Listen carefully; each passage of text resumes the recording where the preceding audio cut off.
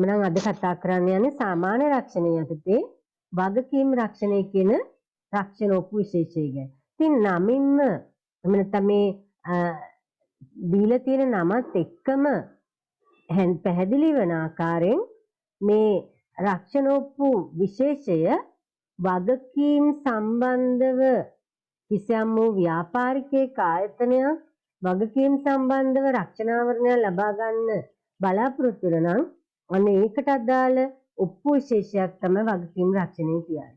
එතකොට මෙතන තියෙන විශේෂත්වය තමයි එක ඔප්පුවක් නෙමෙයි මෙතන ඔප්පු වර්ග කිහිපයක් පිළිබඳව අපිට වගකීම් රක්ෂණ ඔප්පු ලබා ගන්න පුළුවන්. ඉතින් වගකීම් රක්ෂණය කියන්නේ අපි ගත්තොත් එහෙම වෙනත් පාර්ශ්වයකට සිදුවෙන්න පුළුවන් පාඩු පිළිබඳව ඇතිවන රක්ෂණාවරණයක්. එහෙම නැත්නම් හිතන්නකො ව්‍යාපාරිකයෙක් ගත්තොත් ව්‍යාපාරිකයා අනිවාර්යයෙන්ම වග කියන්න ඕන කාටද?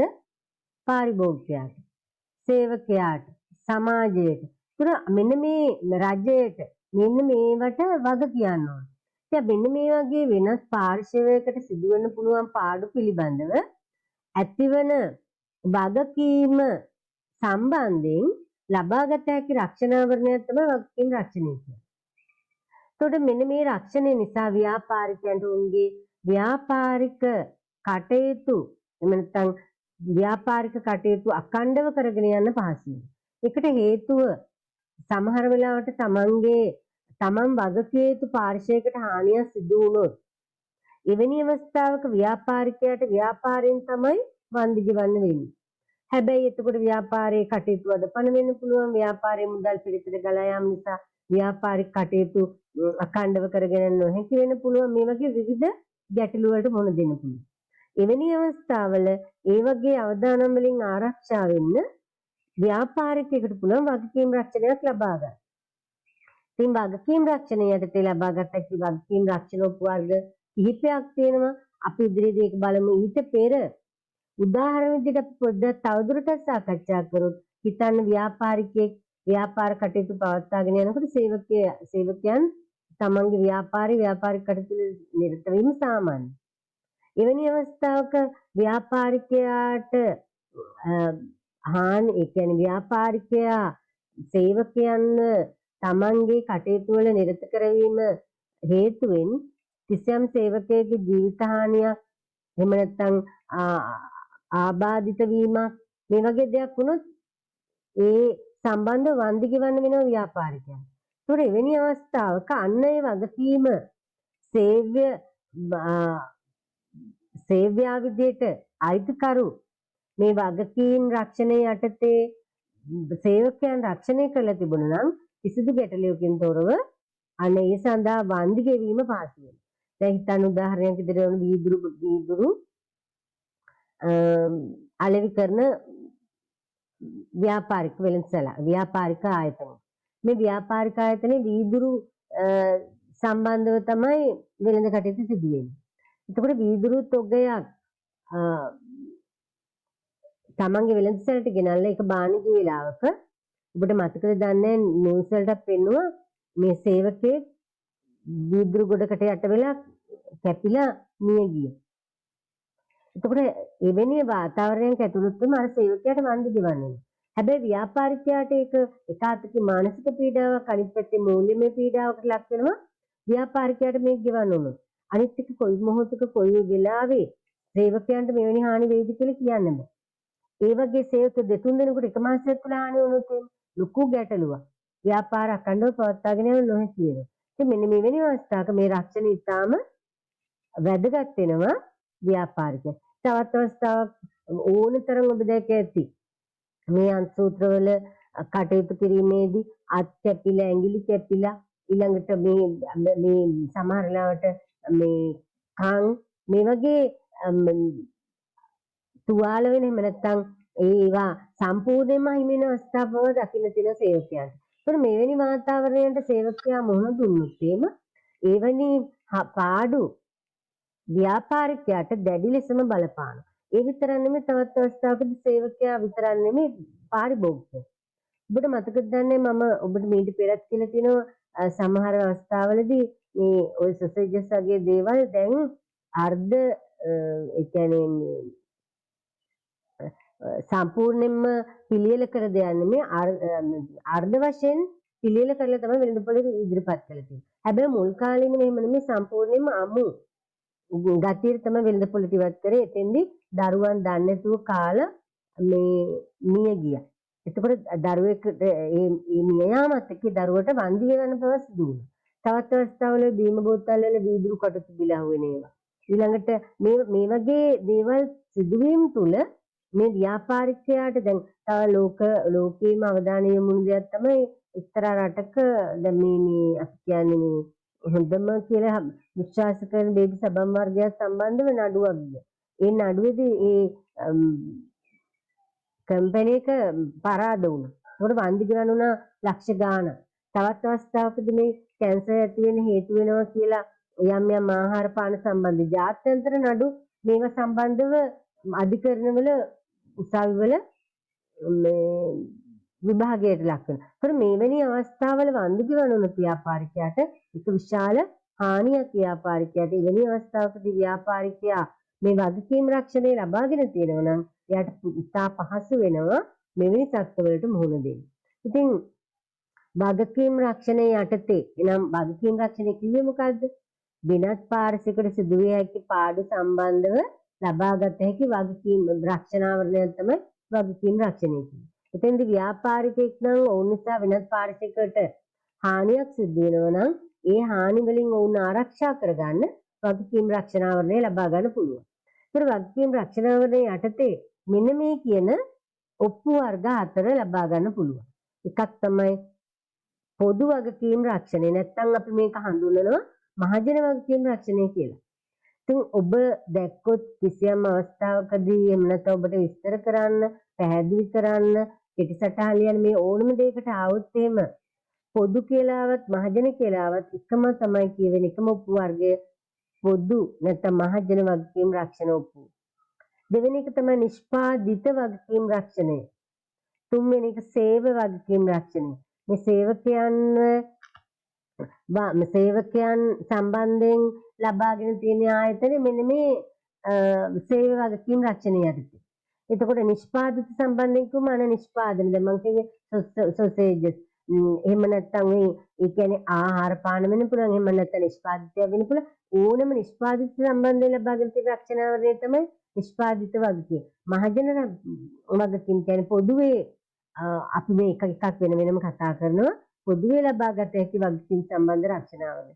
ඊට අමතරව වෘත්තීය වගකීම් රක්ෂණය කියලා යම් වෘත්තීන් වල නිරත වීම නිසා පුද්ගලයන්ට සිදුවේ හැකි හානි වෙනුවෙන් ලබා ගන්න පුළුවන් රක්ෂණ ඔප්පු වර්ගයක් තමයි වෘත්තීය වගකීම් රක්ෂණ ඔප්පුව කියන්නේ. එහෙනම් වගකීම් රක්ෂණය කියන එක අපි පැහැදිලි කරගත්තා වගකීම් රක්ෂණය යටතේ පොදු වගකීම් රක්ෂණ ඔප්පුවක්, නිෂ්පාදිත වගකීම් රක්ෂණ ඔප්පුවක්, සේව වගකීම් රක්ෂණ ඔප්පුවක්, වෘත්තීය වගකීම් රක්ෂණ ඔප්පු ලබා ගන්න හැකියාව තියෙනවා. එහෙනම් අපි මේ එකින් එක පැහැදිලි කර ගැනීමට පෙර ඉස්සෙල්ලාම ලියා ගන්නකො වගකීම් රක්ෂණය කියන එක. වගකීම් රක්ෂණය. වගකීම් රක්ෂණය anu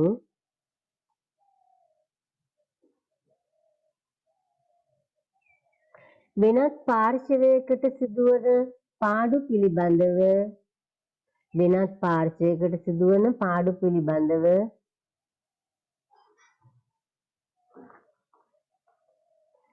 ඇතිවන වගකීම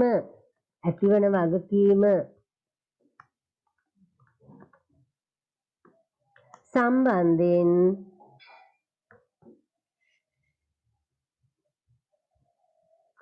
ලබා ගනු ලබන රක්ෂණාවරණයකි.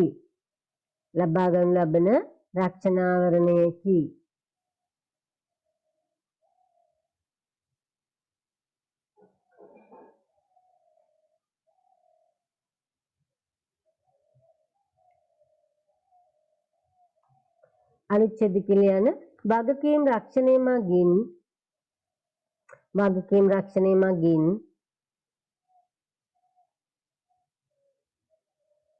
ව්‍යාපාරිකයින්ට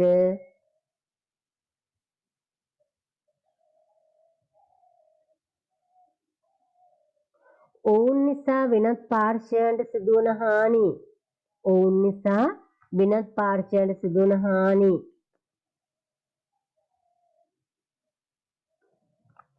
පිළිබඳ වගකීමෙන්. පිළිබඳ වගකීමෙන්.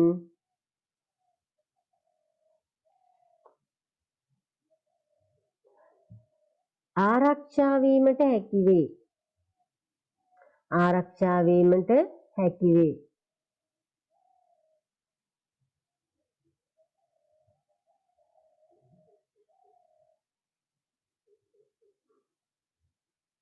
අනුච්ඡේද කියන මේ අනුව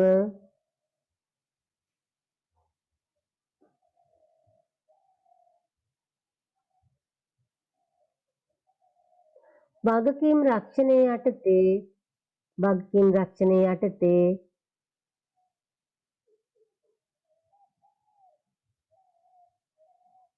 ලබාගත හැකි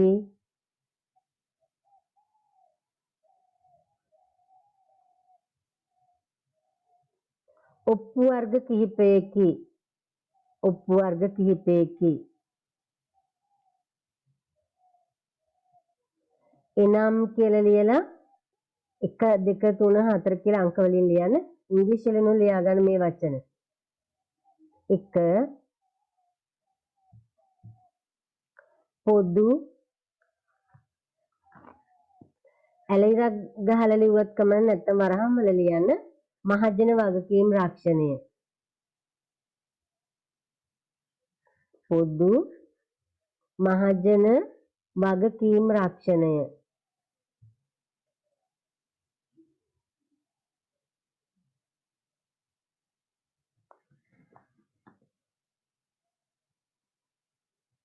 නිෂ්පාදිත වගකීම් රක්ෂණය. නිෂ්පාදිත වගකීම් රක්ෂණය 2. නිෂ්පාදිත වගකීම් රක්ෂණය.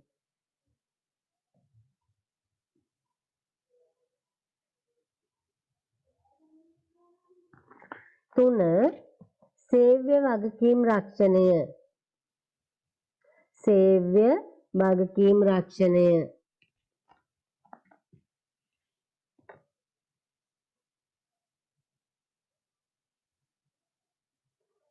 4. වෘත්තීය වගකීම් රක්ෂණය.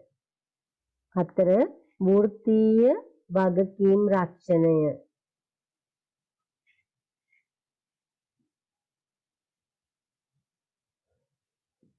හරිද?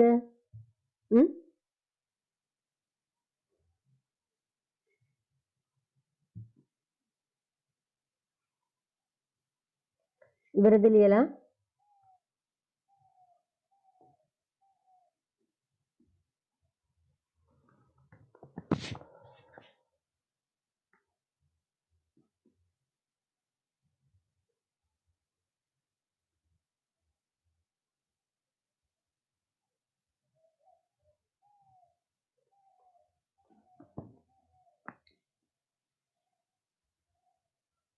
එහෙනම් ඊළඟට අනුමාත්‍රිකාව ලියන පොදු නැත්නම් මහජන වගකීම් රක්ෂණය.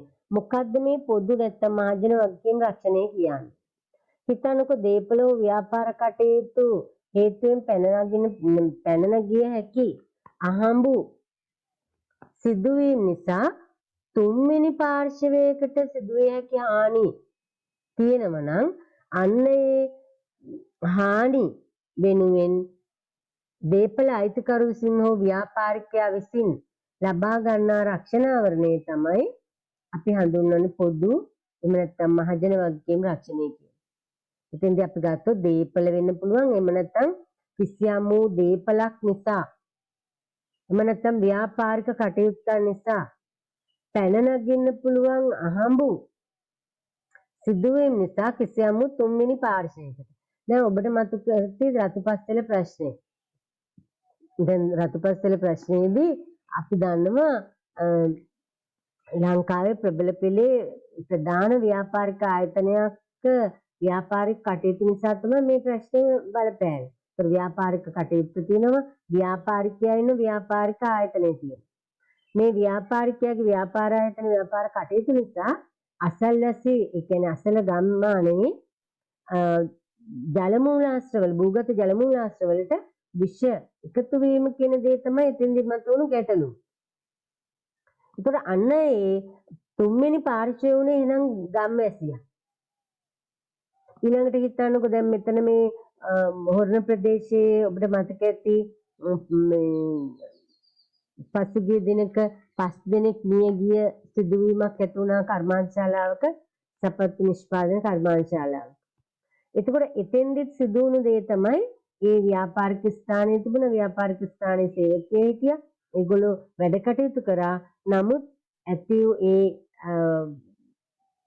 අපද්‍රව්‍ය බැහැර කරන ලින්දක ඇති වුණු විෂ වායු කාන්දනය නැත්නම් වායු විෂ වීම නිසා තමයි පිරිසිදු කරන්න ගිහිල්ලා එතෙන්දි සේවකයන් මිය ගියා විතරක් නෙමෙයි බාහිර තෙවන පාර්ශ්වයේ විදිහට ගම්මැසියන් කීප දෙනෙකුත් ඔවුන් බේරා ගැනීමට ගිහිල්ලා මිය ගියා.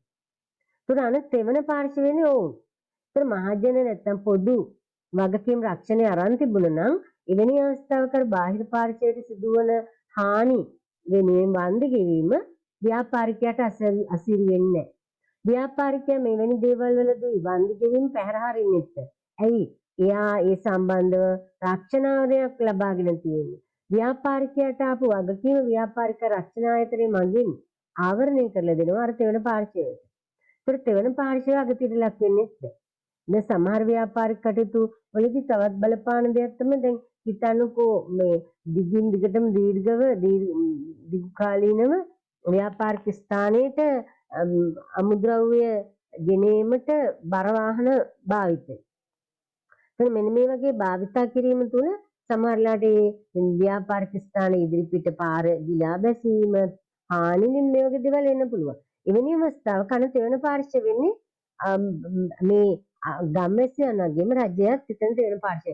ඒකට අන්න ඒ හානි වෙනුවෙන් නැවත කොන්ක්‍රීට් කරන්න නැත්නම් තාර දාලා දෙන ඒ සම්බන්ධව කටයුතු කරන්න මේ රක්ෂණාවරණය ලබා ගන්න පුළුවන්. රක්ෂණාවරණය ලබාගෙන තිබුණොත් කටයුතු කිරීමේ හැකියාව තියෙනවා. ඉතින් ඒ දීපලේ අයිතිකරු නැත්නම් ව්‍යාපාරිකයා විසින් මේ ලබාගත යුතු වෙනවා මෙන්න මේ රක්ෂණාවරණය.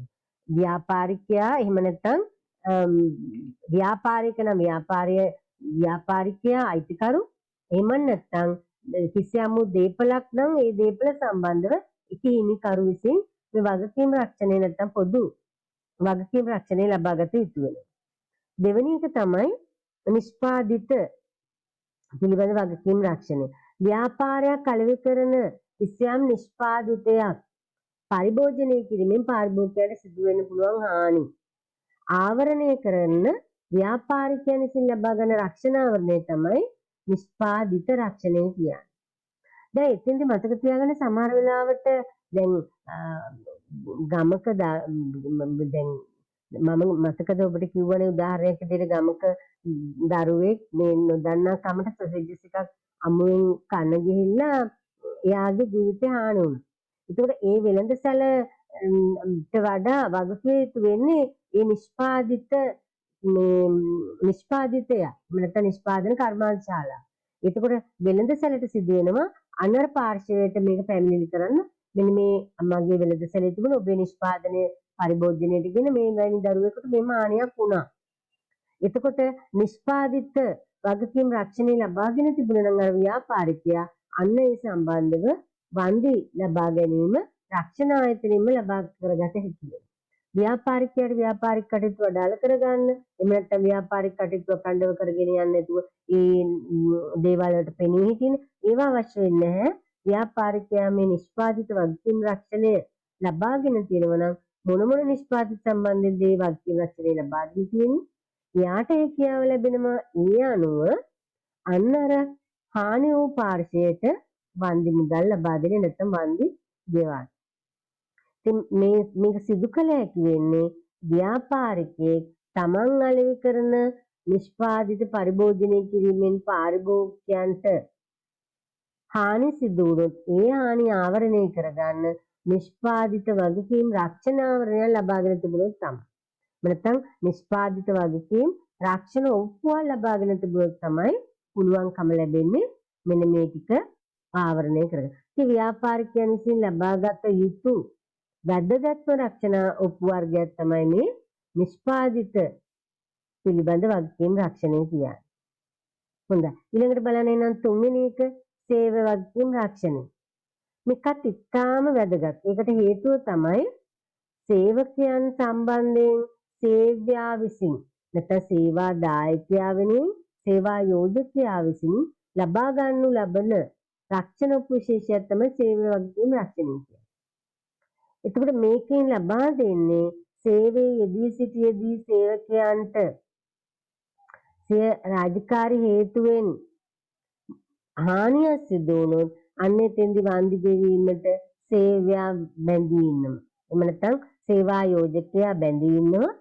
සේවයේ යෙදී සිටියේදී සේවාදායකයෙකුට හානියක් වුණොත් ඒ වෙනුවෙන් වන්දි ගෙවන්න. එහෙනම් එවැනි අවස්ථාවක මේ වන්දි ගෙවීමේ වගකීම රක්ෂණ ආයතනයකට පවරන්න පුළුවන්. ඇයි පවරන්නේ? හිතන්නකො දැන් සේව්‍යා නැත්නම් සේවා යෝජකයා තමන්ගේ සේවකයන් වෙනුවෙන් එවැනි රක්ෂණාවරණයක් රක්ෂණ උපව ලබා ගන්න නැතුව සේවය යෙදවනව නම් සේවකයෝ සමහර වෙලාවට හිතන්නේ නැති ගැටලුකාරී තත්ත්වයන්ට මුහුණ දෙන්න පුළුවන්.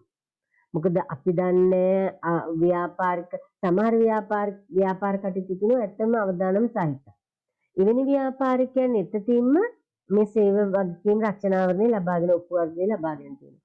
නමුත් සෑම ව්‍යාපාරිකයෙක්ම හිතුවොත් තමන්ගේ සේවකයන් වෙනුවෙන් සේව වගකීම් රක්ෂණ උපව ලබා ගන්න ඕනේ කියලා සමහරවිට ඒක අඩු මුදලක් වෙන්නේ වාර්ෂිකව ගෙවන්න වෙන්නේ. එතකොට මේ ලබා ගැනීම තුළ විශේෂම දේ වෙන්නේ තමන්ගේ ව්‍යාපාරික කටයුතු අඛණ්ඩව කරගෙන යන උදව්වක්.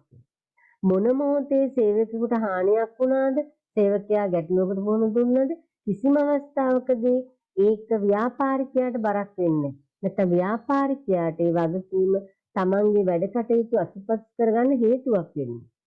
ඒකට හේතුව තමයි ඒ තමන් ව්‍යාපාරිකයා සේවකයාට වග කියන්න ඕනේ වගකීම ව්‍යාපාරිකයා පවරලා තියෙනව රක්ෂණ ආයතනයකට.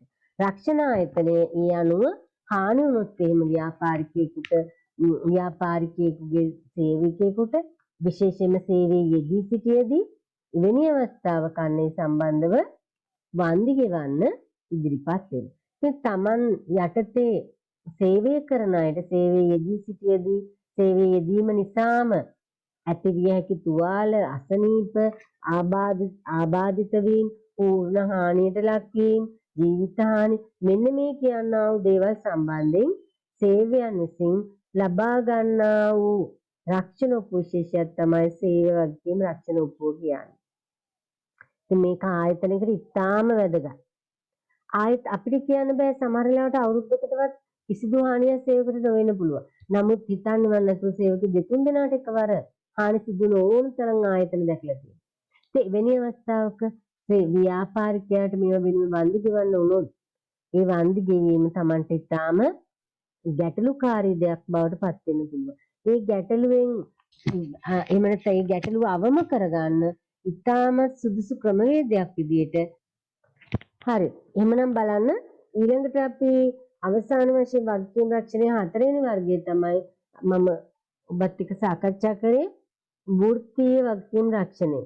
මේ වෘත්තීය වගකීම් රක්ෂණය කියද්දී අපි දන්න සමහර වෘත්තීන් ඉතාම අනාරක්ෂිතයි.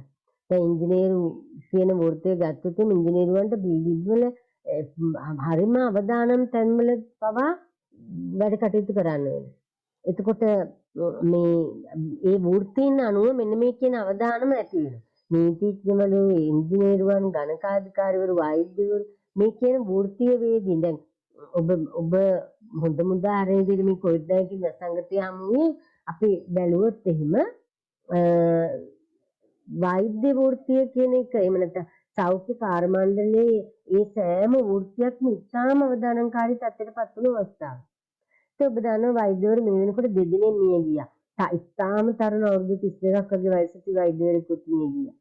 ඒකම තවත් ඔහු වෛද්‍යවරයෙක් ව්‍යාපාරිකයෙක් විශ්‍රාමලත් වෛද්‍යවරයෙක් වගේම ව්‍යාපාරික ස්ථානයත් රෝහලක් විදිහට පවත්වාගෙන නිවර්තනාඩු මහතාත් මිය ගියා. ඒකට මේ ලංකාව තුල නියගිය ප්‍රමාණය එයි. නමුත් අපේම රටේ වෛද්‍යවරු බොහෝ දෙනා විදේශගත වෙලා ඉන්නවා. ඒ අය ලන්ඩන් වල ශ්‍රී ලාංකික වෛද්‍යවරයෙක් මිය ගියා මේ කොවිඩ් නිසා. ඒතොර රෝගීන් එක්ක නිරන්තරයෙන් වැඩ කටයුතු කරනව සිදුවන පාර්ශ්වයක් තමයි වෘත්තියක් තමයි වෛද්‍ය වෘත්තිය කියන්නේ. ඒතකොට හෙද මේ සෑම වෘත්තියක්ම ගත්තොත් ඒ වෘත්තීන්ගේ අවදානමක් තියෙනවා. එවැනි අවදානම් සහිත වෘත්තීන් වලදී ඒ වෛද්‍යවරුද විද්‍යාන්ත මේ කොවිඩ්-19 වසංගතය හැමුවේ ඇත්තෙන්ම ශ්‍රී ලංකා රජයට උනත් ගත හැකි හොඳම සුරක්ෂිතම අවස්ථාව තමයි මේ රක්ෂණ ආයතනත් එක්ක සාකච්ඡා කරලා මේ වෘත්තීන් ටික එහෙම නැත්නම් මේ සෞඛ්‍යාංශයේ යෙදෙන නිරත වන අවදානම් සහිත වෘත්තීන් වල නියැලෙන පුද්ගලයන්ගේ ජීවිත එහෙම නැත්නම් මේ වෘත්තීය වගකීම් රක්ෂණ ආවරණයක් ඕන වෙනුවෙන් ලබා ගන්න.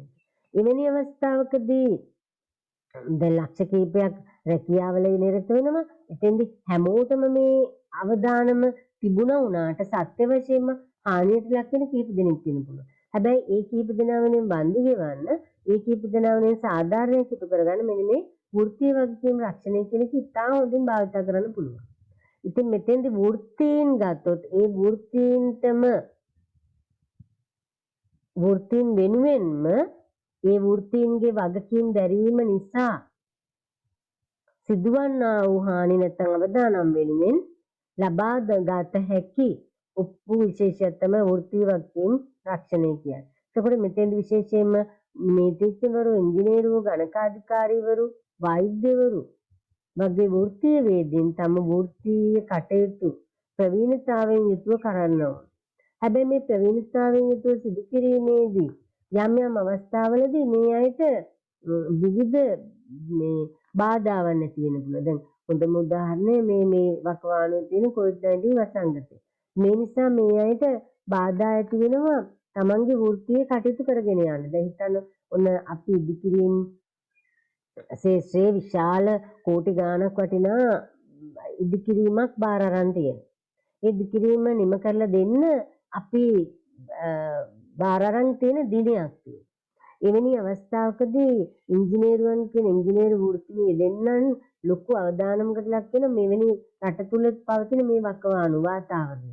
ඒතර ඒ වගේ අවස්ථාවකදී එයාගේ වෘත්තීමය ප්‍රවීණතාවයට වගේම වෘත්තීය කටයුතු කරගෙන යාමේදී ඇති වෙන ප්‍රමාද දෝෂ හේතුවෙන් හානියක් වුණොත් ඒ සම්බන්ධව අර වගකීම් බාර දුණු පාර්ශ්වය තමන්ගේ වන්දි ඉල්ලන්න පුළුවන්. එහෙම අවස්ථා තියෙනවා. අර කියන්නේ මේ දිනේ වෙනකොට දැන් රජයේ කොන්ත්‍රාත් එකක් බාරගත්තා. ඒ බාර ගන්න පාර්ශ්වයට දිනයක් දීලා තිනු කරලා ඉවර කරා. ඒ කියන වකවානුව තුළ එහෙම නැත්නම් ඒ දිනේ තුළ ඉවර කරේ නැතුණොත් එක්කෝ ඒගොල්ලෝ ගෙවීම් ප්‍රමාද කරනවා. එක්කෝ දඩයක් අය කරනවා. මේ වගේ දේවල් තියෙනවා.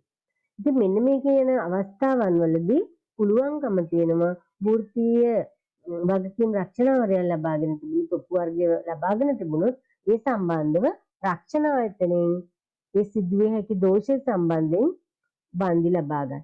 ඒකම මෙන්න මේ කියන ආකාරයට කියන්නේ අපි ගත්තොත් එහෙම මේ හානිය විශේෂයෙන්ම ඔවුන්ගේ කීර්ති නාමයට ප්‍රවීණතාවයට පවා හානි වෙන්න පුළුවන් දෙයක්. ඒ නිසා එවැනි දේවල් වලින් මඟ හරවා ගන්නත් වෘත්තීය වගකීම් රක්ෂණ ආවරණය නැත්නම් ඔප්පුවක් ලබා ගන්න පුළුවන්.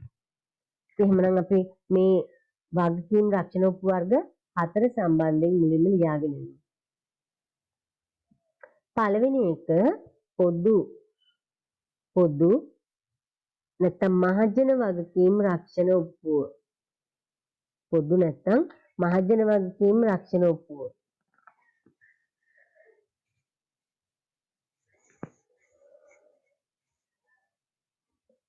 නැත්නම් රක්ෂණය කියලා ලිව්වත් හරියි.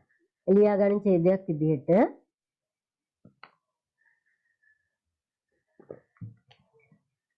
දීපල හෝ ව්‍යාපාර කටයුතු වලින් පැන නගිය හැකි දීපල හෝ ව්‍යාපාරික කටයුතු හේතුවෙන් පැන නගිය හැකි අහඹු සිද්ධීන් නිසා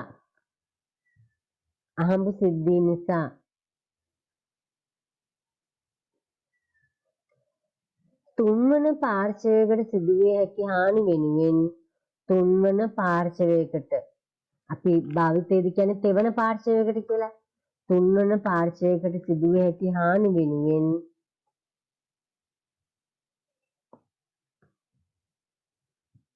එම දේපළ අයිතිකරු විසින් හෝ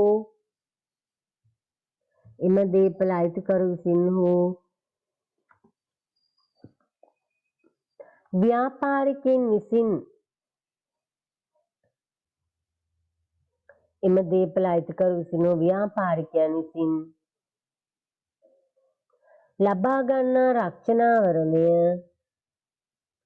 ලබා ගන්නා රක්ෂණාවරණය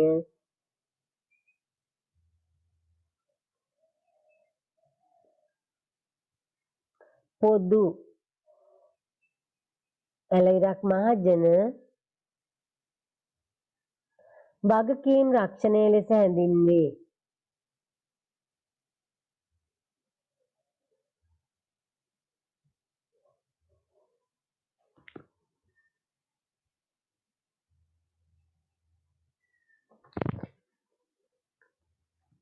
ඊළඟට ලියා ගන්න දෙවෙනි එක නිෂ්පාදිත වගකීම් රක්ෂණය.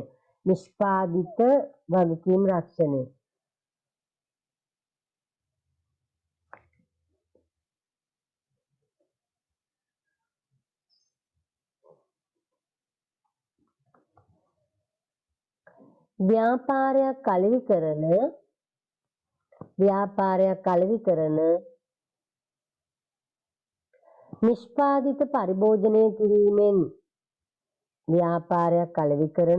නිෂ්පාදිත පරිභෝජනය කිරීමෙන්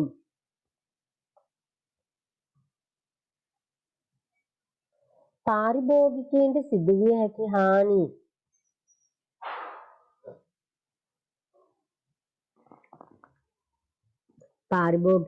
හැකි හානි ආවරණය කිරීම සඳහා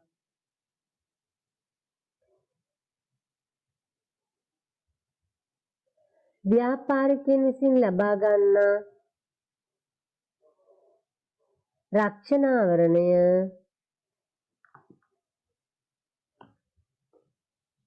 නිෂ්පාදිත වගකීම් රක්ෂණයයි.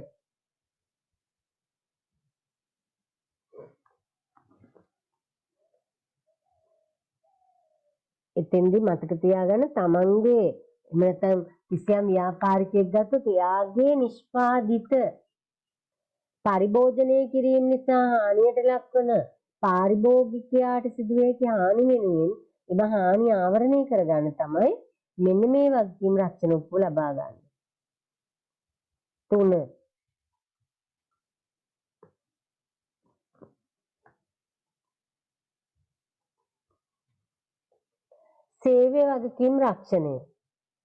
සේව්‍ය වගකීම් රක්ෂණය.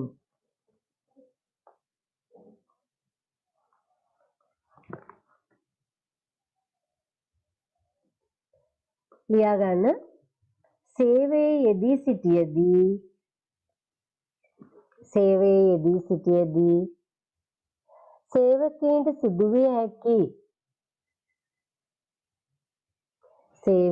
සිටියදී සේවකයන්ට සිදුවිය හැකි අනතුරු වෙනුවෙන් වන්දි ගෙවීම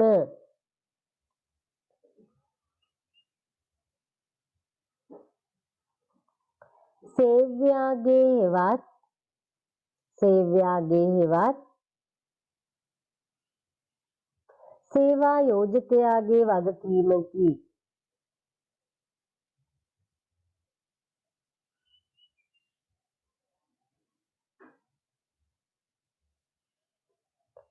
ඒකටම ලියන්න එවැනි අවස්ථාවක වන්දි ගෙවීමේ වගකීම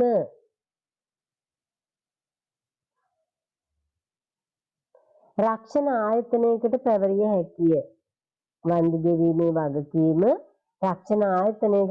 හැකිය.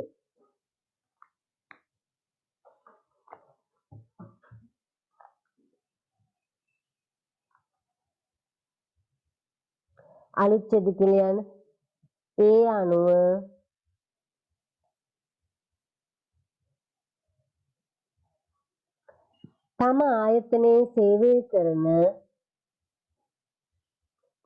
තම ආයතනයේ සේවය කරන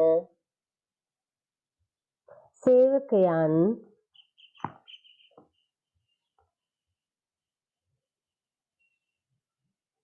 සේවයේ යෙදී සිටියදී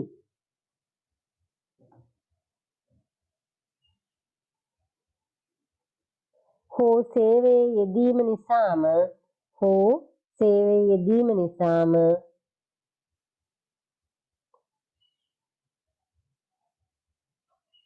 ඇතිවන්නා වූ තුවාල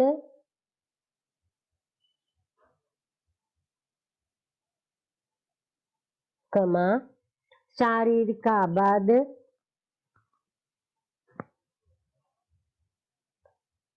අසනීප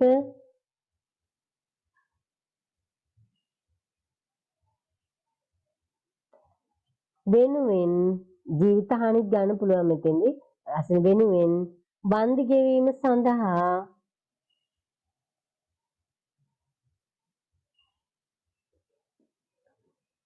සේවයන් විසින් ලබා ගන්නා රක්ෂණය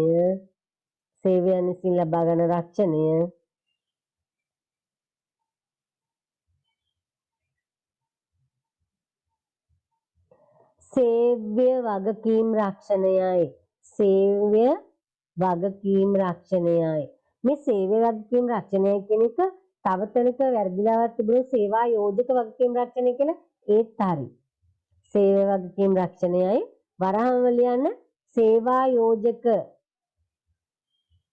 යෝජක වගකීම් රක්ෂණය. ඇයි ඒ?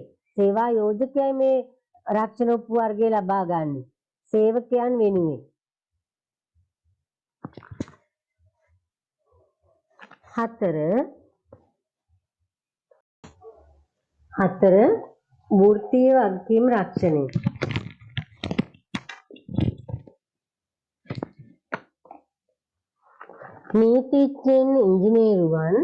නීතිඥයින් ඉංජිනේරුවන් ගණකාධිකාරීවරුන් වෛද්‍යවරුන් වැනි වෘත්තීය වේදීන්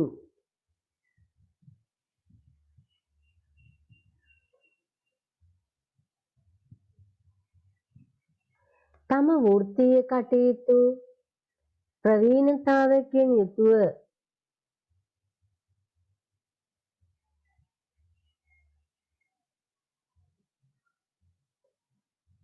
කළ යුතුවද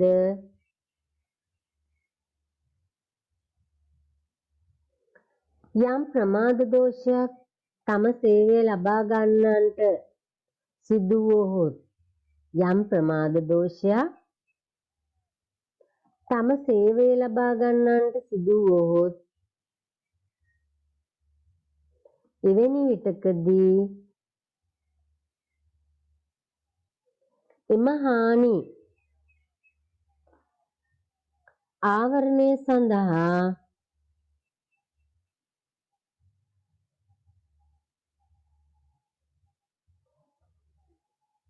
මෙම රක්ෂණය ලබා ගැනීම සිදු කරයි. එහෙමනම් වෘත්තීය වේදීන් තමන්ගේ වෘත්තීමය කටයුතු සිදු කරද්දී කිසියම් ප්‍රමාදයක් ඇති වුණොත් අනේ ප්‍රමාදය ඇති වෙන පාර්ශවයට සිදුවන හානිය ආවරණය කරගන්න නැත්තම් මොකද වෙන්නේ? මේ වෘත්තීය වේදීන්ට තමයි මේ වන්දිය ගෙවන්න වෙන්නේ, හානි ගෙවන්න වෙන්නේ. එහෙමනම් එහෙම කරන්න වෙන්නේ නැහැ. මේ වෘත්තීය වේදීන් අරන් තියෙනව නම් වෘත්තීය වගකීම් රක්ෂණාවරණය. තමන්ගේ වෘත්තීමය ප්‍රවීණතාවයෙන් යුතු වෘත්තීමය හැකියාව යොදලා අදාළ කාර්යය ඉටු කරද්දී ප්‍රමාදයක් වුණොත් අන්නේ ප්‍රමාදය හේතුවෙන් අදාළ පාර්ශවයට සිදුවන හානිය වෙනුවෙන් බන්දි ලබා ගන්න මෙන්න මේ කියන වගකීම් රක්ෂණ උපුව යටතේ පුළුවන්කම ලැබෙනවා. පැහැදිලිද? මේ කතා කරපු ටික පැහැදිලිද නැත්නම් ගැටලුවක් තියෙනවද?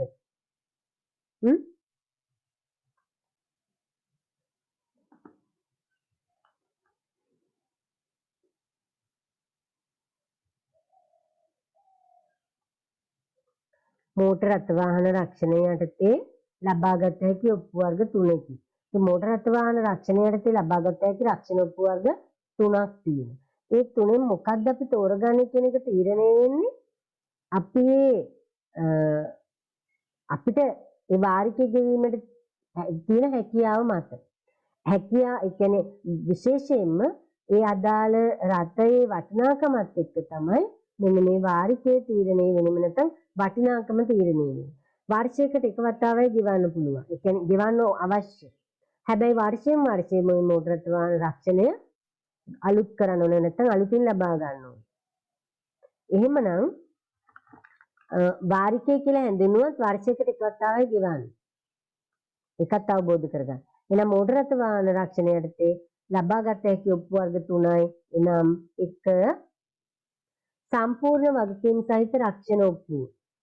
සම්පූර්ණ වගකීම් සහිත රක්ෂණ ඔප්පුව. සම්පූර්ණ වගකීම් සහිත රක්ෂණ ඔප්පුව. ඇලිරක් ගහලා ලියන්න. එයම හඳුනන තවත් නමක් තමයි විස්තීර්ණ රක්ෂණ ඔප්පුව කියන්නේ. විස්තීර්ණ රක්ෂණ ඔප්පුව.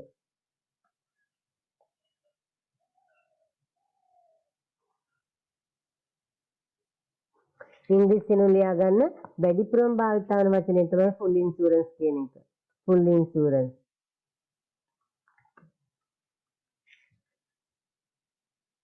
දෙක තෙවන පාර්ශව ගිනි හා සොරබිය රක්ෂණය.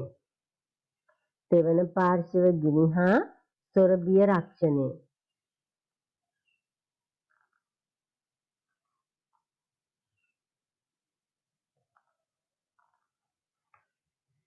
තුන අවම තෙවන පාර්ශව රක්ෂණය. අවම තෙවන පාර්ශව රක්ෂණය.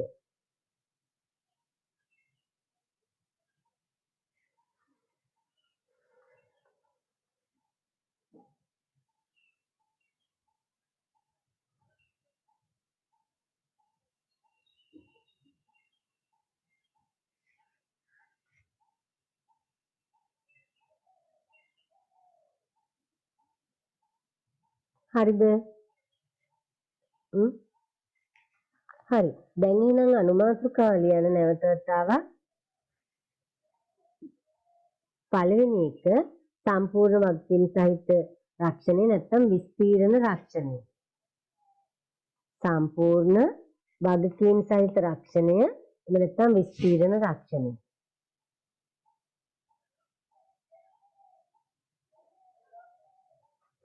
ඉතින් වාහනයක් ගත්තොත් එimhe වාහනයක් සම්බන්ධයෙන් ලබාගත හැකි හොඳම රක්ෂණ ඔප්පු වර්ගය තමයි මේ තියෙන්නේ. සම්පූර්ණ වගකීම් සහිත නැත්නම් විස්තීර්ණ රක්ෂණය කියන්නේ වාහනයක් සම්බන්ධව ලබාගත හැකි ඉහළම රක්ෂණ ඔප්පු විශේෂය. මොකද මෙතෙන්දී අදාළ වාහනේ ගමන් ගන්න අය, ඒ වගේම රැගෙන යන බඩු භාණ්ඩ, බාහිර පරිසරය කියන මේ සියල්ලම ආවරණය වෙනවා. ඒකයි කියන්නේ සම්පූර්ණ වගකීම් සහිතයි කියන්නේ. ඉතින් මේ සියල්ලම ආවරණය වෙන නිසා මේ රක්ෂණ ඔප්පුව ලබා ගන්නා පුද්ගලයන්ට ගැටලුවක් ඇති වෙන්නේ නැහැ, හානියක් සිදු වෙන්නේ. ඉතින් ප්‍රධාන පාර්ශ්ව දෙකක් ආවරණය කරන මෙතෙන්දී ප්‍රධාන වශයෙන්ම ප්‍රධාන පාර්ශ්ව දෙකක් ආවරණය කරනවා.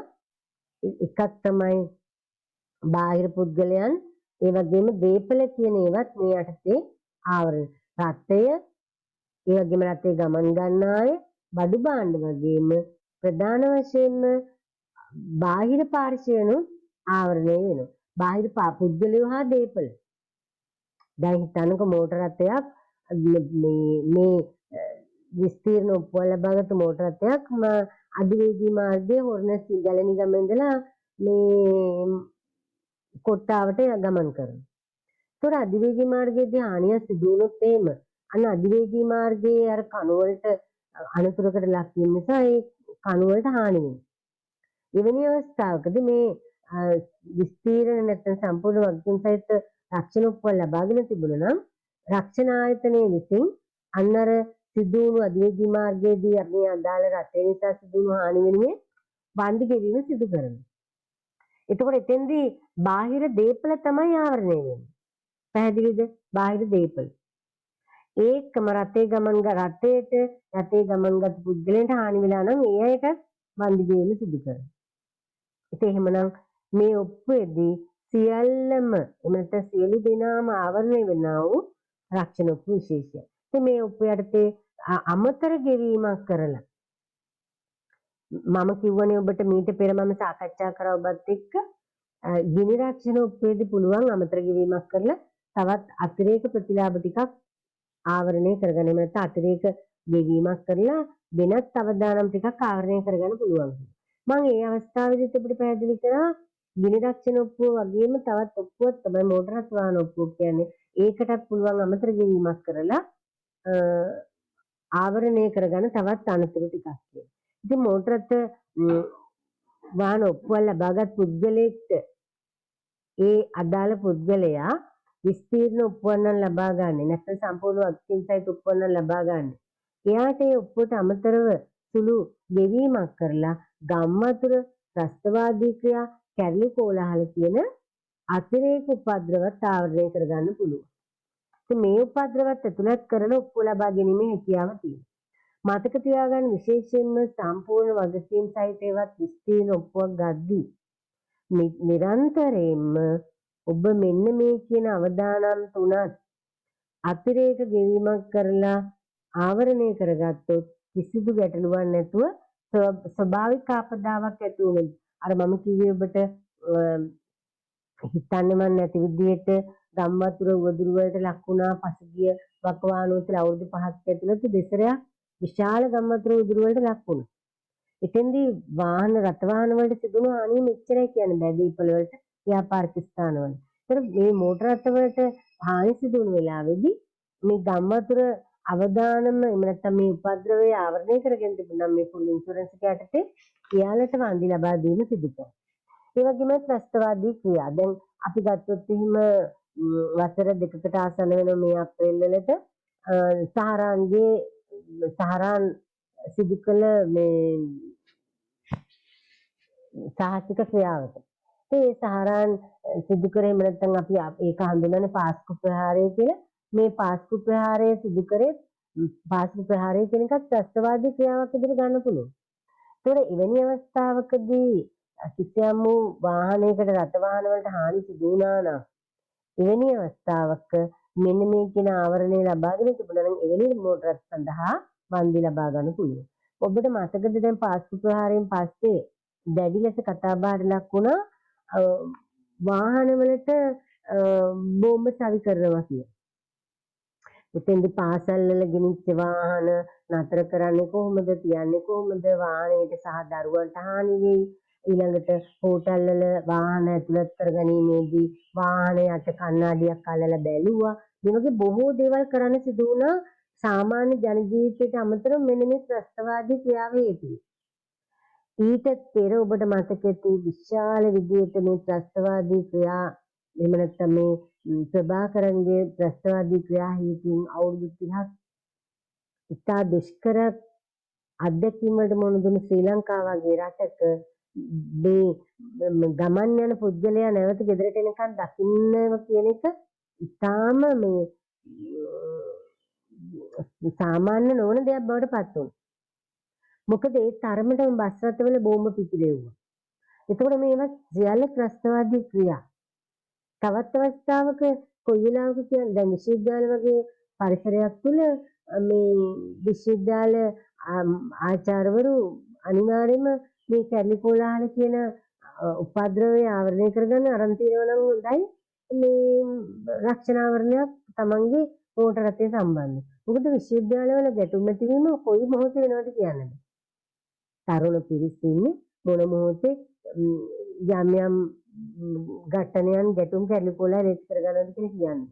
එවැනි අවස්ථාවක මෝටර රථයකට එහෙම නැත්නම් හානිය සිදු වුණොත් මෙන්න මේ කියන ආවර උපද්‍රව තුන අමතර ගෙවීමක් කරලා ආවරණය කරගෙන තිබුණොත් විතරයි වන්දි දෙන්නේ. එහෙම නැත්නම් වන්දි ගන්න බෑ.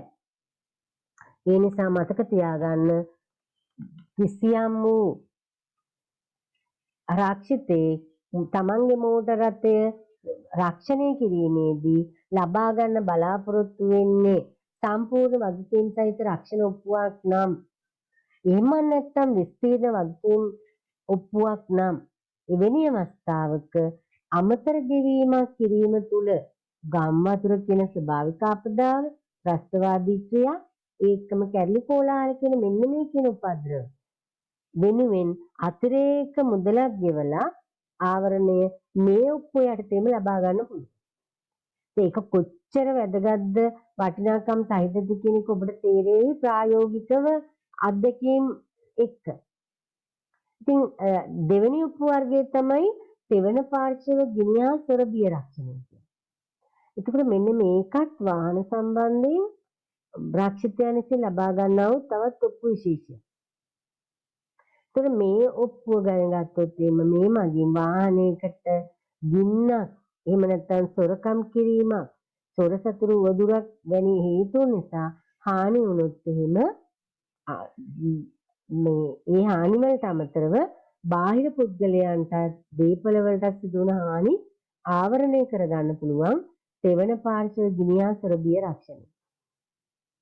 එහෙනම් මෙතෙන්දි වාහනයට ගින්නෙන් හෝ සොරුන්ගෙන් සිදුවන හානි ඊට අමතරව බාහිර පුද්ගලයන් අර තෙවන පාර්ශ්වය කියවති අනේ තෙවන පාර්ශ්වයට තෙවන පාර්ශ්වයේ විදිහට පුද්ගලයන් ආ දීපල වලට ගින්න සිදු වුණොත් එවැනි අවස්ථාවක ඒ සියල්ල ආවරණය වෙනවා. එහෙනම් මොනවද ආවරණය නොවෙන්නේ? අන්න රටේ ගමන් කරන පුද්ගලයෝ බඩු භාණ්ඩ ආවරණය වෙන්නේ නැහැ. විශේෂයෙන්ම වාහනයටත් ගින්නෙන් සහ සොරකම් වලින් සිදුවන හානි විතරයි ආවරණය වෙන්නේ. එහෙම නැතුව අනතුරකට ලක් වුණාට ආවරණය කරගන්න බෑ ඒක. මෝටර රථේ ආවරණය කරගන්න පුළුවන් ගිනි හානි සොරකම් කිරීම සහ සිදුවන හානි විතරයි. ඒ වාහනයට ඊට අමතරව බාහිර පාර්ශ්වයෙන් තෙවන පාර්ශ්වයේ දීපලා පුද්ගල කියන දෙපාර්ශ්වයේම හානි ආවරණය කරනවා. හිතන්නකො කිසියම් මෝටර රථයක් මෙන්න මේ කියන තෙවන පාර්ශ්ව ගිනිහා සොර බිය රක්ෂණය ආවරණය ලබා ගන්නවා.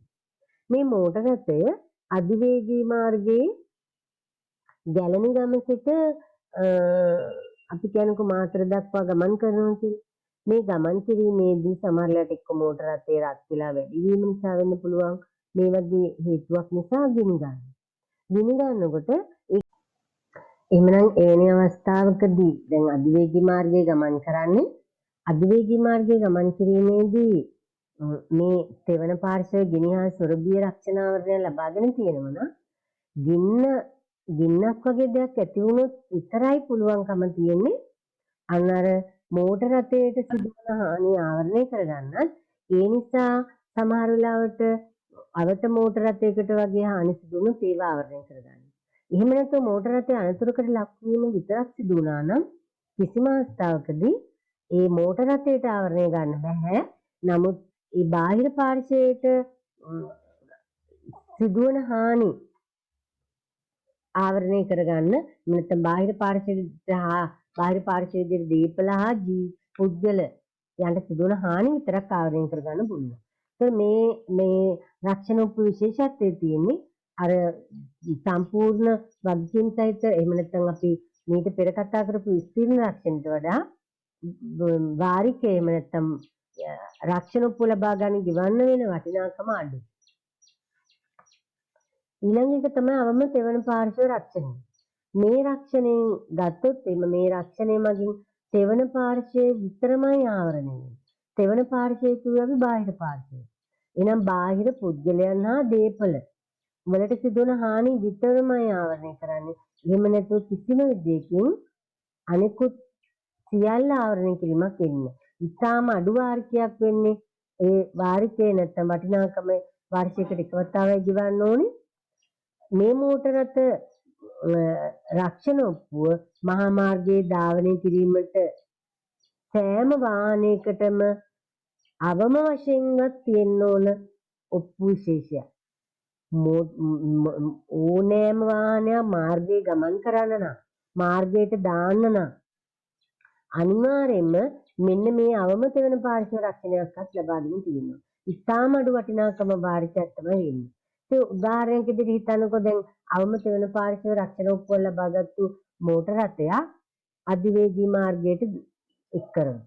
දැන් ගැලණි ගමෙන් කඩවතට කියලා හිතන්න.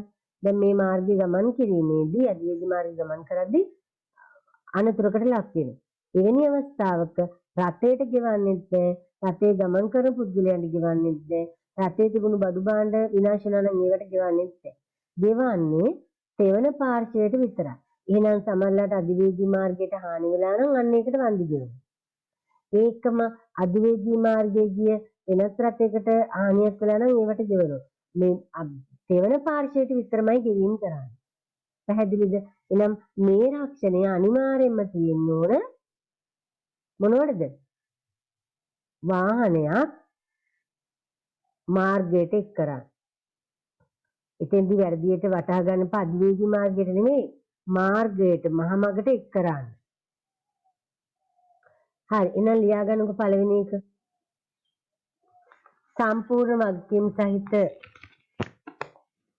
සම්පූර්ණ වගකීම් සහිත රක්ෂණ ඔප්පුව නැත්නම් විස්තීර්ණ රක්ෂණ ඔප්පුව. සම්පූර්ණ වගකීම් සහිත රක්ෂණ ඔප්පුව විස්තීර්ණ රක්ෂණ ඔප්පුව.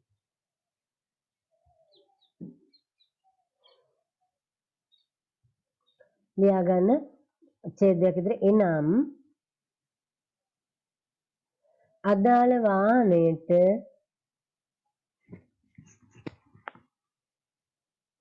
වාහනේ ගමන් ගන්නා අයට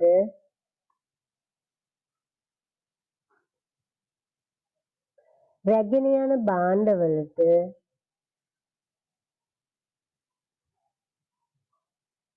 බාහිර පුද්ගලයන්ට හා දීපලවලට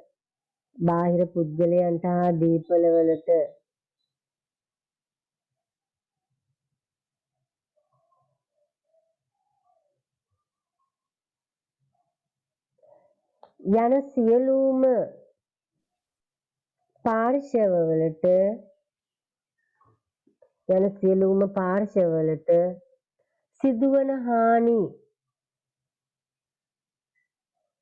මෙම ඔප්පුව මගින් ආවරණය කරයි. සිදුවන හානි මෙම ඔප්පුව මගින් ආවරණය කරයි.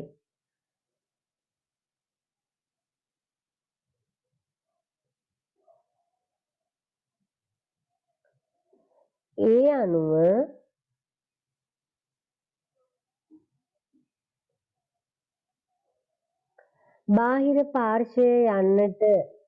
බාහිර පාර්ශ්වයේ යන්නට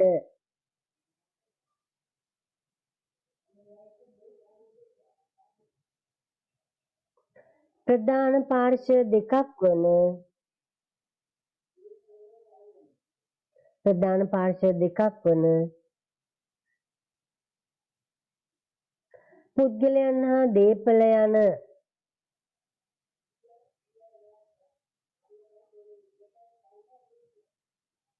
දෙපාර්ශ්වයම ආවරණය කරයි.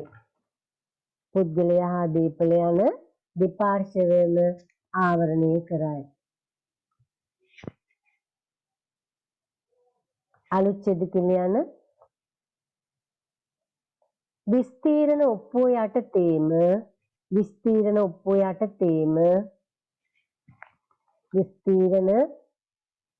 නැත්නම් සම්පූර්ණ වගකීම් සහිත ඔප්පුව යටතේම මේ තුන පුතේ වෙන වෙනම ඒ කියන්නේ පහලට වෙන් කරලම ලියා ගන්න මතක තියාගන්න.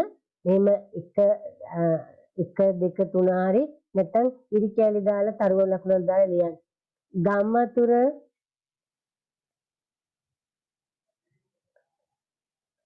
ත්‍රස්තවාදී ක්‍රියා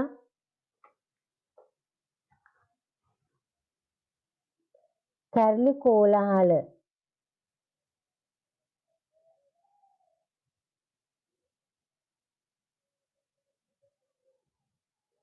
යනාදී අතිරේක උපද්‍රවද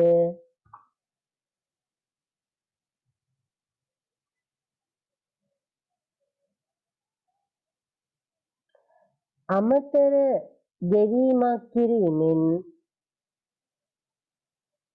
අමතර ගෙවීමක් කිරීමෙන්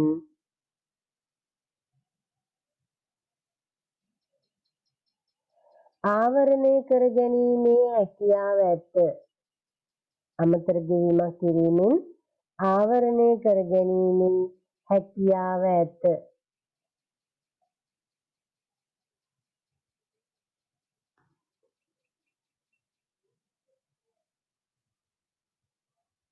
හරිද? එහෙනම් මතක තියාගන්න විස්තීර්ණ නැත්නම් සම්පූර්ණ වගකීම් සහිත මෝටර අතර අක්ෂර ඔප්පු යටතේ තමයි අමතර ගෙවීමක් කළ මෙන්න මේ කියන උපද්‍රවත් ආවරණය කරගන්න පුළුවන් මේ. එහෙනම් දෙවෙනි ඔප්පු වර්ගය ලියන්න තෙවන පාර්ශව ගිනි හා සොරබිය රක්ෂණය.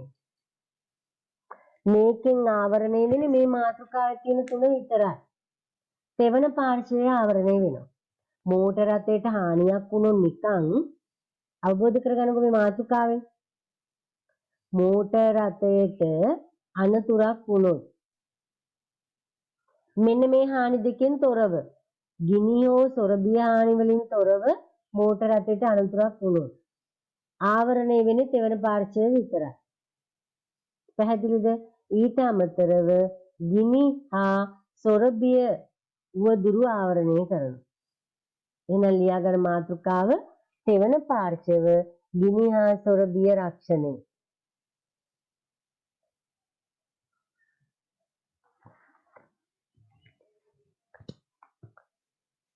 ඡේදයක් ඉදිරිය යන මෙමගින් අදාළ වාහනයට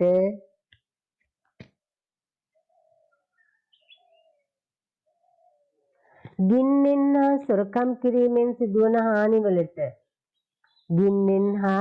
සොරකම් කිරීමෙන් සිදුවන හානිවලට අමතරව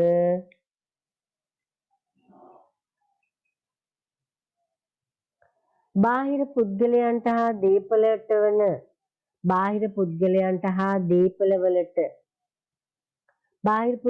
හා දේපළවලට කියන තැන වරහන් වල ලියන තෙවන පාර්ශවයට සිදුවන හානි ආවරණය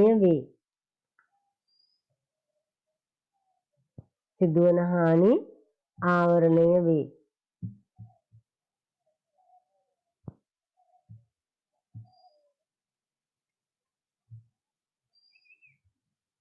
හරිද?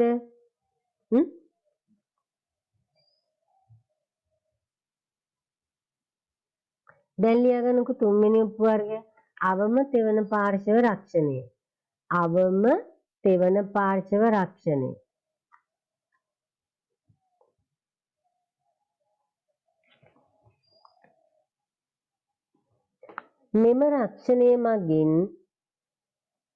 මෙම රක්ෂණය මගින්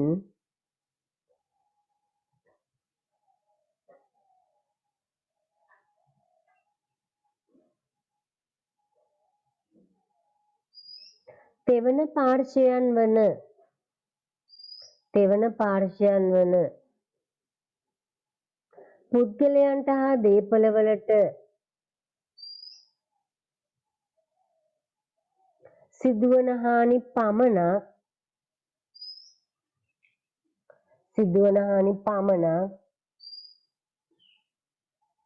ආවරණය කිරීම සිදුවේ. මේ රක්ෂණයෙන් තෙවන පාර්ශවය වන පුද්ගලයෝයි දේපළයි වලට පමණක් සිදුවන හානි විතරක් ආවරණය කරනවා. අලුත් ඡේදකින් ලියන්න.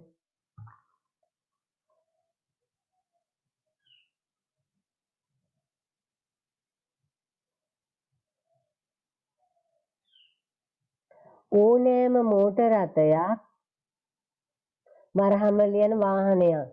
ඕනෑම මෝටර රථයක්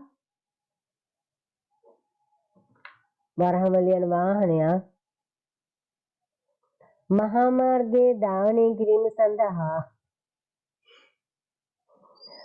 මාර්ගයේ ධාවනය කිරීම සඳහා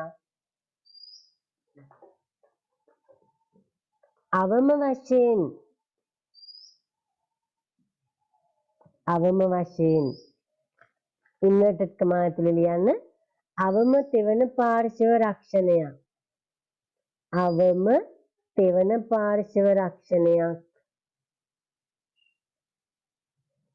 ඉන්වර්ටඩ් කමා වහලා ලියන්න වත් අවම තෙවන පාර්ශව රක්ෂණයක් වත් ලබාගත යුතුය. ඉතාම වැදගත් ඒක මතක තියාගන්න. දැන් මේ කතා කරපු ටික පැහැදිලි වුණාද කියනකො? පැහැදිලිද?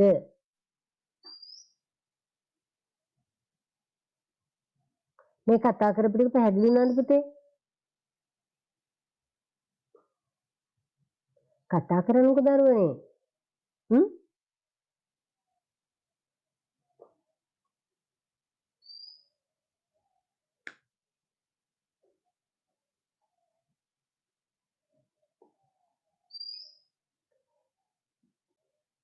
ඊළඟට මෝටර රථ රක්ෂණයේ වාරිකය තීරණය කරන සාධක. දැන් මම කිව්වනේ මෝටර රථ රක්ෂණ උපුවල් ලබා ගද්දී මෝටර රථයක් සම්බන්ධයෙන් රක්ෂණ උපවර්ග 3ක් ලබා ගන්න පුළුවන්. ඒතර ඒ තුනෙන් වැඩිම වාරිකය ගන්න වෙන්නේ වටිනාකම ගන්න වෙන්නේ සම්පූර්ණ නැත්නම් විස්තීර්ණ රක්ෂණ උපුවේදී. ඒකම මෙන්න මේ වටිනාකම කොච්චරද වාරිකයේ කොච්චරද කියලා තීරණය වෙන්නේ විශේෂයෙන්ම අදාළ මෝටර රථයේ වටිනාකම අනුව. මෝටර රථේ කොච්චර වටිනවද ඒ අනුව තමයි වාරිකයේ තීරණය වෙන්නේ. එහෙනම් මෝටර රථ රක්ෂණයේදී වාරිකයේ තීරණය කරන සාධක ටිකක් තියෙනවා. අපි බලමු එහෙනම් මොනවද ඒ සාධක? එකක් තමයි රථයේ වටිනාකම. මේ මෝටර රථේ වටිනාකම කොච්චරද? අන්න ඒක බලනවා අර රක්ෂණ ඔප්පුතෙන් මොන රක්ෂණ ඔප්පුව ගත්තත් බලනවා රථේ වටිනාකම කොච්චරද? රථයේ නිෂ්පාදිත වර්ෂය මොකක්ද? ඇයි මේක බලන්නේ? දැන් හිතන්නකො ඇයි රථේ වටිනාකම බලන්නේ? කෝටි 1 2 3 4 වටින මෝටර රථ තියෙද්දී ලක්ෂ 10 15 20 වටින මෝටර රථ තියෙනවද නේද? මේ වාහනක් තියෙනවද නේද? තියෙනවා. දැන් ත්‍රිරෝද රථයක් ගත්තා ලක්ෂ 5කට විතර තියෙනවනේ 5ක් විතර වෙනවනේ. එතකොට මේ වගේ රථේ වටිනාකම මේ අඩු වටිනාකමෙන් ඉඳන් ඉතාම ඉහළ වටිනාකම දක්වා තියෙනවා. එහෙනම් අපි රථයක් රක්ෂණය කරද්දී අදාළ රථේ වටිනාකම කියන එක බලන්න ඕනේ. දෙක තමයි නිෂ්පාදිත වර්ෂය. හිතන්නකෝ දැන් 2020 නිෂ්පාදිත රථයක් එක්ක බැලුවොත් එහෙම 2010 15 ඒ වගේ 2000 1900 ගණන් වල රථයක්. එහෙනම් රක්ෂණ වාරිකය වෙනස් වෙන්න ඕන. 2020 කියන්නේ අලුත්ම මේ වර්ෂය. 2020 රථයක වටිනාකම ඉතාම වැඩි වෙන්න ඕන නිෂ්පාදිත වර්ෂය 2020 නෑ. ඒක මෙන්න මේ අනුව රථේ නිෂ්පාදිත වර්ෂය කියන එක වැදගත්. ඊට රථේ වර්ගය ඒකත් ඉතා වැදගත්. මේ රථේ වර්ගය මොකක්ද? දැන් ගත්තොත් එහෙම කාර් එකක්ද ජීප් එකක්ද වෑන් එකක්ද බස් එකක්ද මේ මොකක්ද කියන එක. එතකොට ඊළඟ එක තමයි රක්ෂණය සඳහා ඇතුළත් කරන ආවරණ. මොනවද මේ රක්ෂණයෙන් ඇතුළත් කරන ආවරණ? අර අපි කිව්ව මූලික දේවල් විතරද නැත්නම් අර අමතර ගෙවීමක් කරලා කැඩලි කෝලාහල මේ වගේ දේවල් ගම්බතර වගේ දේවල් තාවරණය කරනවද? අන්නේ සියල්ල. ඊළඟ රථේ යොදා ගන්න ලබන කාර්යයන්. රථේ මොනවද යොදා ගන්න? ව්‍යාපාරික කටයුතු වෙනුවෙන්ද නැත්නම් මේ කුලී රථයක් විදියටද එහෙම නැත්නම් පෞද්ගලිකව පරිහරණය සඳහා විතරද මේ සියලු දේවල් බලන. මෙන්න මේ සියල්ල බලලා තමයි මේ මෝටර රථේ වාරිකය තීරණය කරන්නේ. මේ වාරිකය තීරණය කරාට පස්සේ වාරිකය කොච්චර වෙනවද? දැන් හිතන්නකෝ ලක්ෂ 80ක් 90ක් වෙන මෝටර රථයකට ඉන්ෂුරන්ස් එක විදිහට ගෙවන්න ඕන ලක්ෂයක් විතර. ෆුල් ඉන්ෂුරන්ස් ගන්නවා. විස්තීර්ණ නැත්නම් සම්පූර්ණ වගකීම් රක්ෂණාවරණය ලබා ගන්නව නම් ලක්ෂයක් විතර ගෙවන්න ඕනේ. එතකොට වාර්ෂිකව මේ මුදල ගෙවන්න යනවා. ඒකම වර්ෂයේ එක වතාවයි ගෙවන්නේ. හැබැයි වර්ෂයටම අදාළයි හානියක් වුණොත් විතරයි වන්දි ලැබෙන්නේ නැත්නම් නෑ. අපි ඉදිරියේදී කතා කරනවා එහෙම වන්දි ගන්න නැති වුණා මොකද්ද වෙන වාසිය කියන එක. බලමුකෝ අපි. හරි එහෙනම් මෝටර රථ රක්ෂණයේදී වාරිකයේ තියෙන කෙන සාධක තමයි මේ තියෙන්නේ. රථේ වටිනාකම, රථේ නිෂ්පාදිත වර්ෂය, රථේ වර්ගය, රක්ෂණ සඳහා ඇතුළත් කරන ආවරණ මොනවද? රථේ යොදා ගන්න ලබන කාර්ය මොකක්ද? ඉතින් නිවසක එදිනදා කටයුතු වෙනුවෙන් යොදා ගන්නව නම් අවදානම අඩුයි. නමුත් හිතනකො මගී ප්‍රවාහනය සඳහා භාවිත කරනවා නම් ඊටම අවදානම් සහිතයි. මොන මොහොතක මොන වගේ අවදානමකට මොන දෙන්න වෙයිද කියන්න බෑ. එහෙනම් මෙන්න මේ කියන දේවල් අනුව තමයි වාරිකයේ තීරණය කරන්නේ. ලියා ගන්නකෝ එක. මෝටර රථ රක්ෂණයේ වාරිකයේ තීරණය කරන සාධක. මෝටර රථ රක්ෂණයේදී වාරිකයේ තීරණය කරන සාධක. 1. රථේ වටිනාකම.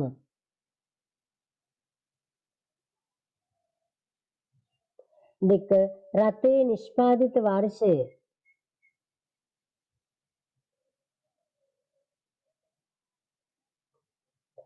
3. රථයේ වර්ගය.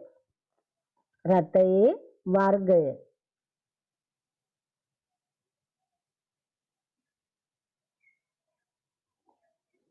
4. රක්ෂණය සඳහා ඇතුළත් කරන ආවරණ. රක්ෂණය සඳහා ඇතුළත් කරන ආවරණ.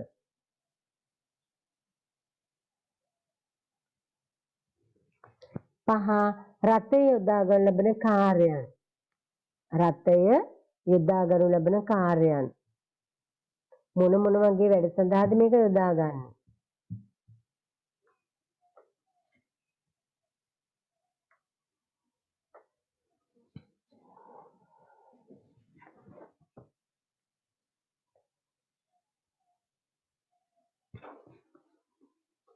එමනම් ඊළඟට ලියා ගන්න අනුමාතෘකාව රථ වාහන වලට සිදුවන හානි සඳහා වන්දි ලබා ගැනීම අධෛර්යමත් කිරීමට ගෙන ඇති පියවර. දැන් හිතන්නකෝ මෝටර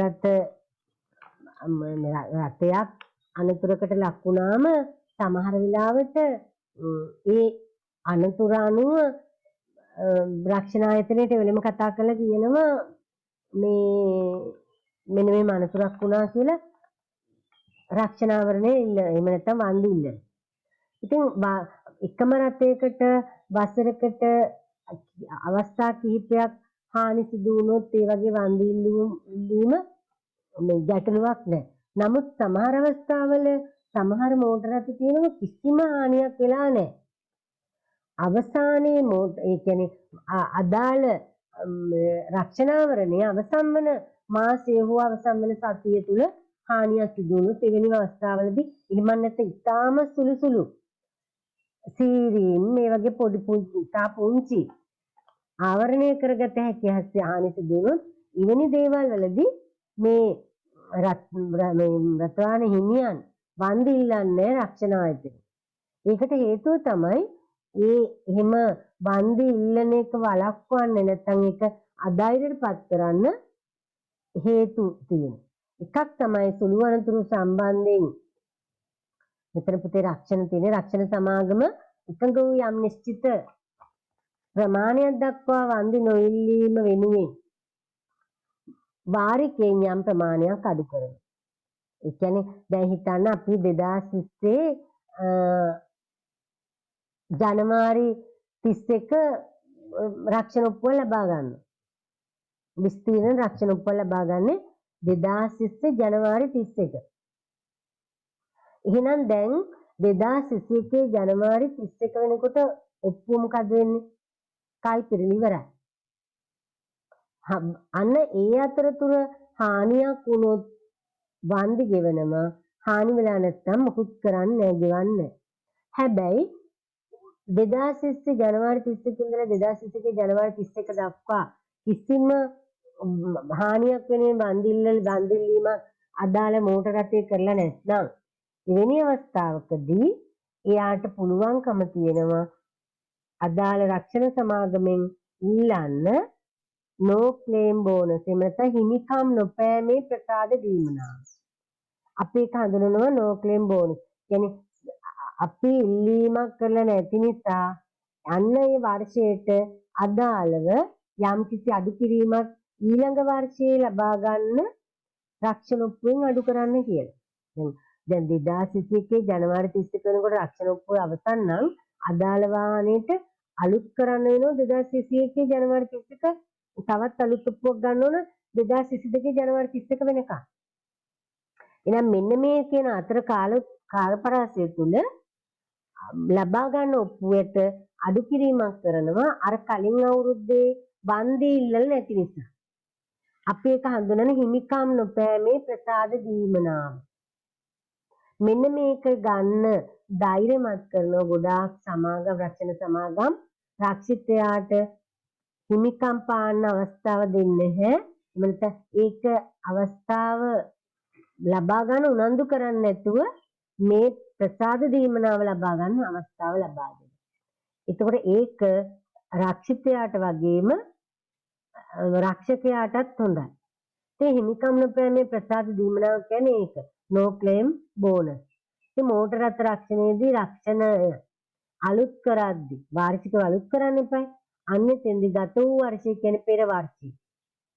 අලාභ ඉල්ලා නැත්නම් දෙවිය යුතු වාරිකයෙන් රක්ෂණ සමාගම අඩු කරන එහෙම නැත්නම් ලබා දෙන වට්ටම හිමිකම් නොපෑමේ ප්‍රසාද දීමනාව කියලා හඳුන්වනවා. පැහැදිලිද? අපි 2021 ජනවාරි 31 ලබාගත්තු රක්ෂණ ඔප්පුවට එහෙම නැත්නම් වාහනය වෙනුවෙන් ලබාගත්තු රක්ෂණ ඔප්පුවට කල් පිරෙනවා 2021 ජනවාරි 31. එදාට අපි අලුතින් රක්ෂණ ඔප්පුව ලබා ගන්නවා. ඒ ගන්න ගියාම අපේ බලනවා පෙර වර්ෂයේ එහෙම නැත්නම් මේ 2020 අපි ඉල්ලලද හිමිකම්. නැත්නම් වන්දි ඉල්ලලද? වන්දි ඉල්ලල නැත්නම් අන්න අපි මෙන්න මේ කියන වරප්‍රසාදේ නැත්නම් වට්ටම හිමි කරගන්න. මොකක්ද ඒක? හිමිකම් නොපෑමේ ප්‍රසාද දීම. නැත්නම් no claim bonus එක. එතකොට ඒ කිසියම් වටිනාකමක් මේ 21 ජනවාරි 31 ගන්න ඔප්පුවට අඩු කිරීමක් කරනවා. ඒ ගන්න ඔප්පුව බලපැවැත්වෙනවා 22 ජනවාරි 31 දක්වා. පැහැදිලිද? එහෙනම් මේ හිමිකම් නොපෑමේ ප්‍රසාද දීමනාව ඒ වතේ නැත්නම් මේ no claim bonus කියන එක රක්ෂකයාට රක්ෂිතයාට දෙන්නටම වාසිදායකයි. කොහොමද රක්ෂකයාට මේක වාසිදායක වෙන්නේ? රක්ෂකයා කිව්ව කවුද? රක්ෂණ සමාගම. එනම් රක්ෂකයාට වාසි වෙන්නේ සුළු අලාභවලදී වන්දි ඉල්ලීම වළක්වන්න පුළුවන්. එහෙම නැත්නම් වන්දි ඉල්ලන්නේ නැතුව අරින පොළඹවන්න පුළුවන්. සුළු හානි වලට වන්දි ඉල්ලන්නේ මේ වගේ බරප්‍රසාදය ලබා දුන්නා.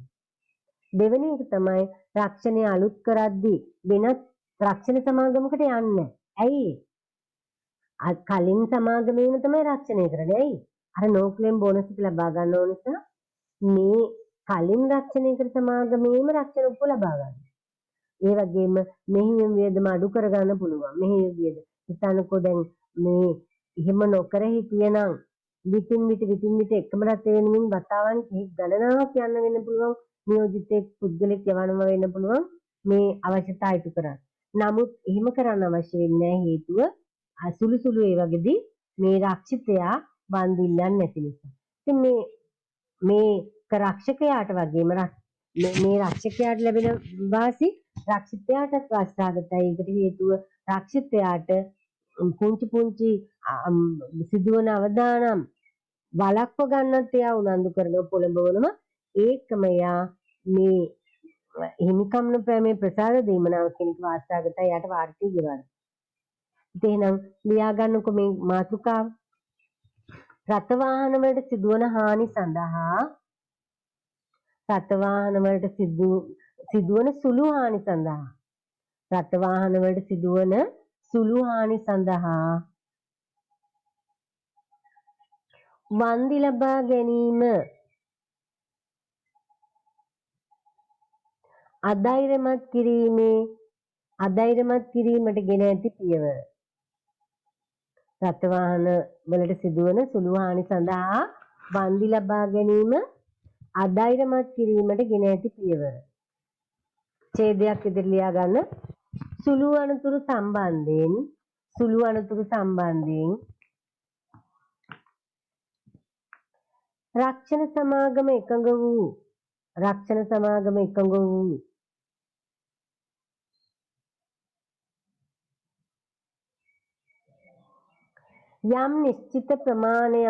යම් නිශ්චිත ප්‍රමාණයක් ඇලවිරක් ගහලා ලියන වටිනාකම යම් නිශ්චිත ප්‍රමාණයක් වටිනාකම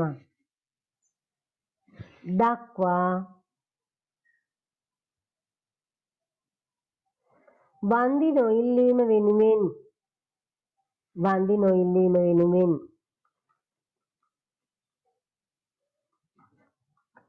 වාරිකයෙන්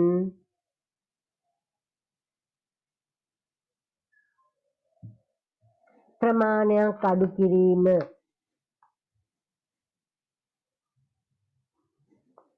වාරිකයෙන් යම් ප්‍රමාණයක් අඩු කිරීම හෙවත් හිමිකම් නොපෑමේ ප්‍රසාද දීමනාව හිමිකම් නොපෑමේ ප්‍රසාද දීමනාව ලබා දීම සිදු කරයි.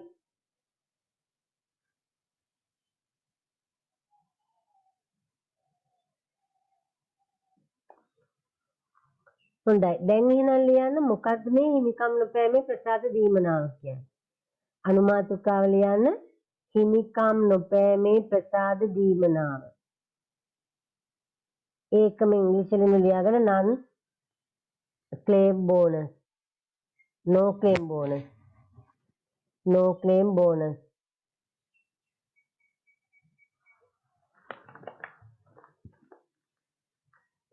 කෙටියෙන් NCB කියන වචනේත් භාවිතා කරනවා. NCB ලියාගන්න ඡේදයක් විදිහට මෝටර රථ රක්ෂණයේදී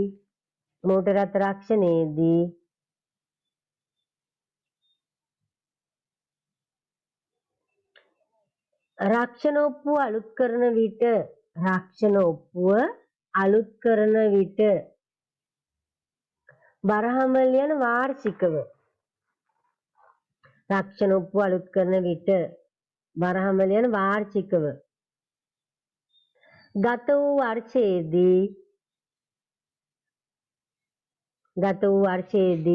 අලාභ ඉල්ලා නැත්නම්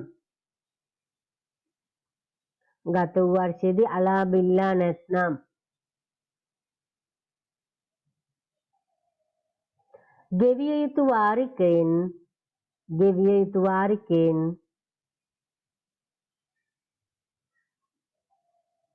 රක්ෂණ සමාගම අඩු කරන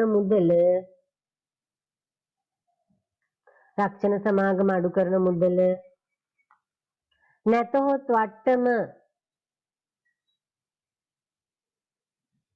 නැතහොත් වට්ටම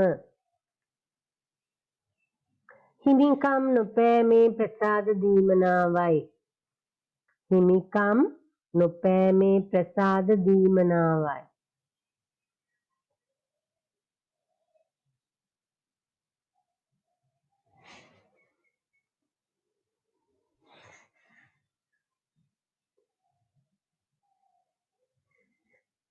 එහෙමනම් ඊළඟට ලියා ගන්න අනුමාතෘකාව මේ හිමිකම් නොපෑමේ ප්‍රසාද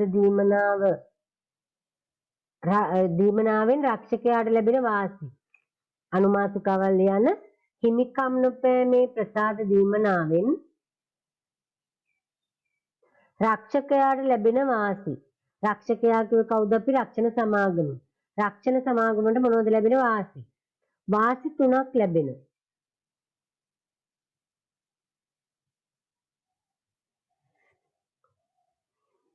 එක සුළු අලාභවලදී වන්දි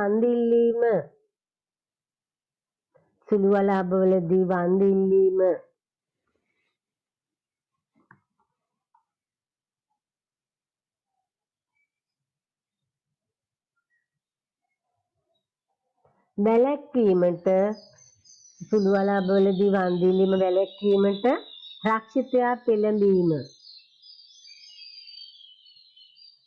සුළු අලාභවලදී වන්දි ඉල්ලීම වැළැක්වීමට රක්ෂිතයා පෙළඹීම. 2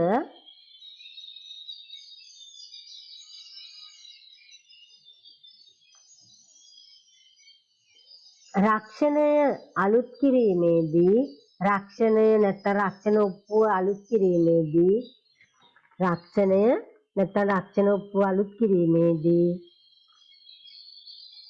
වෙනත් රක්ෂණ සමාගම් වෙත යාම වැළැක්වීම.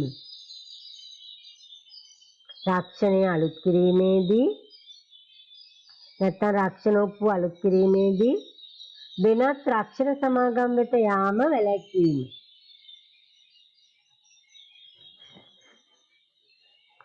තුන්වෙනි එක මෙහෙයුම් වියදම් අඩු කර ගැනීමට හැකිවීම. මෙහෙයුම් වියදම් අඩු කර ගැනීමට හැකිවීම. මෙහෙයුම් වියදම් අඩු කර ගන්න පුළුවන්. මොකද නැත්නම් මේ පුංචි දේවල් වලටත් වන්දිල්ලුවොත් එම ඒව සඳහා සේවකයන් යොදවන්න වෙනවා. ඒ සේවකයන්ට ගිහින් බලන්න වෙනවා. ඒගොල්ලන්ට අමතර ගෙවීම් කරන්න වෙනවා. මේ වගේ ගොඩාක් වියදම් දරන්න වෙනවා. ඒතර ඒ වියදම් ගොඩාක් අඩු කර ගන්න හේතුවක් වෙනවා මෙන්න මේ no claim bonus එක ක්‍රියාත්මක කිරීම. ඒතර මේ වාසි ටික සියල්ලක් වෙන්නේ කාටද? රක්ෂණ සමාගමට නැත්නම් රක්ෂකයාට. හරිද? මේ කතා කරපු ටික පැහැදිලිද දැන් කියන්නකො බලන්න මට. මේ කතා කරපු ටික පැහැදිලිද? ඔව් මිස්. හරි පුතේ එහෙමනම් අපිට පුළුවන් අදට නතර කරන්න. මම තව වෙලාව ගන්න නැහැ. අපිට තව ඊට දවස් තුලදී පුළුවන් වෙයි අපේ මේ පාඩම අවසන් කරන්න. ඒ නිසා හොඳින් පාඩම් කරගෙන හොඳින් බලන්න. අද දින ටික අද වැඩ ටික අදම කරන්න පුරුදු වෙන්න. වැඩ ගොඩ ගහ ගන්න එපා. එහෙම වුණොත් ඔබට වැඩ කටයුතු ටික පිළිවෙලකට කරගෙන යන්න පහසුවක් වෙයි. එහෙමනම් ඔබ සැමටම ආයුබෝවන් සුබ දවසක්.